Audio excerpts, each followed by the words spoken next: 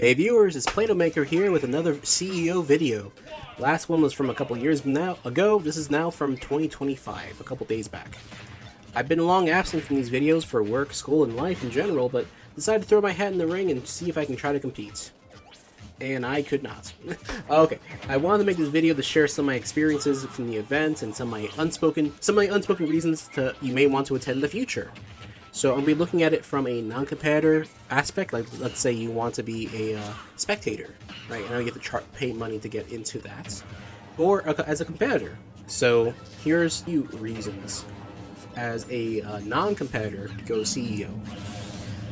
The experience for non-competitors, I believe it's called Jabali Land. There's this casual expo-looking land area with a slew of arcade cabinets. Whatever the case, it's this expo-sized room filled with various arcade cabinets that would easily outdo most professional arcades. Did I mention it's all free play for those who paid already? To top it off, they also have demos of the unreleased games with their developers nearby to take feedback. A clear favorite of mine was Hoarder Havoc, which is today's sponsor. In fact, Hoarder Havoc, a game that's actually worth $20, don't you dare sell for less, is a game that is a party game. Essentially, various modes. You play a dragon, you can shoot, you can fly, it's all good.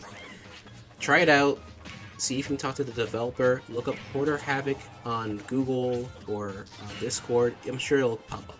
In any event, if you're listening, the developer, do not sell this less than $20. This is a very good game, even in its unfinished state. So I can't wait to see more of this. Now, with that in mind, back to casual play. The arcade cabinets there aren't just the usual fare. They had cabinets from games you just wouldn't normally see in the States. One such game I was surprised to even come across was a game called Bombergirl. Now, Hudson Soft used to own Bomberman until they died. And then Konami bought the rights and the company. And you have... one of the first things they did was make a game called Bombergirl, which I heard about it like before even the first Super Bomberman R game, which was a Switch launch title. So that's like before 2017. And the first time I can even touch it was like 8 years later. Damn. I can understand why this game isn't in the States, by the way. Just seeing what it's about. It's certain content that's rather risque for no apparent reason, but you know what? There's a reason, right? They know what they're doing. This is what they want to do. No judgment on my part, right? But this is not the kind of game I can recommend for that reason. There's other parts of the game that's amazing, but it's because of that content, it's going to be held back, and it's a shame.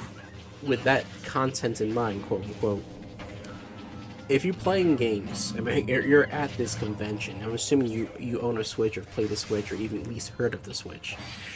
There's a problem on the Nintendo eShop and even the Steam store where there's certain games of that same content that are released that aren't really... like, you can tell, it's a shallow, like, what's the point of this? This is just the equivalent of a thirst trap, right? Like, there's no game beneath that. But what this game is a couple of steps above that. There's an actual, really freaking good game there, right? This Konami offering is at least a few steps up from that. The concept behind the game is that it's Bomberman. That's all it is. They made Bomberman into what is known as a MOBA game. What is a MOBA game? Think League of Legends. You can buy a plastic card that would serve as a memory card, and you can tap the system because there's a touchscreen there. This is freaking awesome. So you tap a memory card to save your progress, and after each match, there's a roulette that will unlock certain things. Now, the matches themselves are pretty fun, and when things aren't being weirdly sexualized, it's actually kind of cute with the animations and such. Like, would I buy a machine myself? Like an actual cabinet card hooked up to online to play at my own house? Even if I had the money, the answer is no. Unfortunately, you are to play against online players, and in your region. So, on that specific day, that included both machines at the expo, and some random player who's way more advanced. They unlocked everything. Like they own the machine themselves, probably. If this machine is coming back next year, that's one thing I'm looking forward to. Okay, so part 2. Now the experience for competitors, because again, I competed in 2 events. I'm not going to sugarcoat it. I didn't do well. I bombed it. I bombed it in tournaments, not just in those matches. Like one of those matches were mine to win, and even then I still bombed it. Even at my level, I shouldn't have lost one of those matches, but I still threw it, and I have to live with that. Not a big deal. The competition nowadays is just way sharper than it was yesteryear, and I'm just an old man now, so I competed in 2 events, Smash Bros. Ultimate, which I did actually improve in gameplay. I'm playing a lot better, it's just not good enough.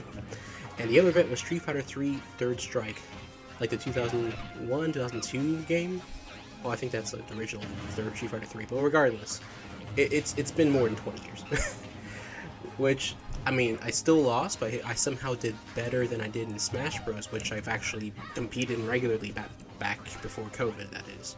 So, I have my gripes. I can't complain. I have my gripes, especially with the schedule changing literally overnight, but a loss is a loss. I'm not going to let that get to me. I couldn't set my setup near friendlies to record some of these matches, like this match you're watching now.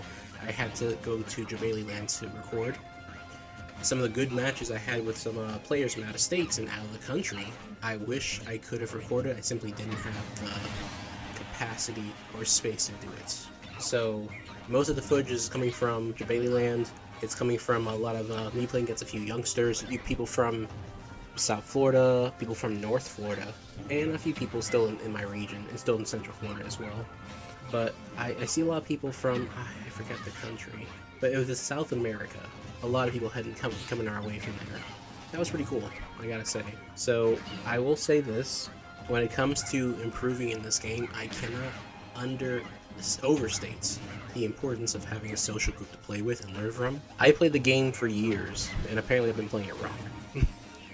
I got the most improvement in the last year or so just switching characters. I think if people who follow fighting games, there's a certain meme or video of someone super salty after a tournament saying, if you want to win, just play a good character.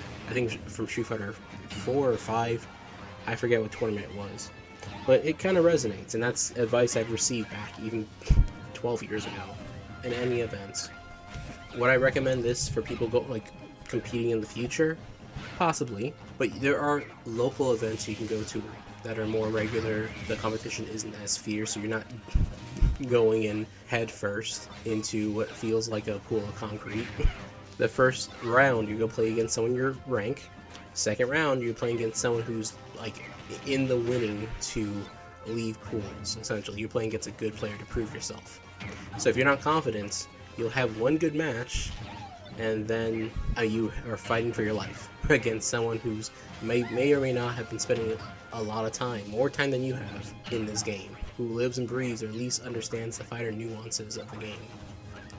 And that's something you can learn on your own. It's very, I can't say painful, tedious. You won't really know unless you're testing. Who's going to test you? Not the computers, I'll tell you that much. In any event, that's just my take so far.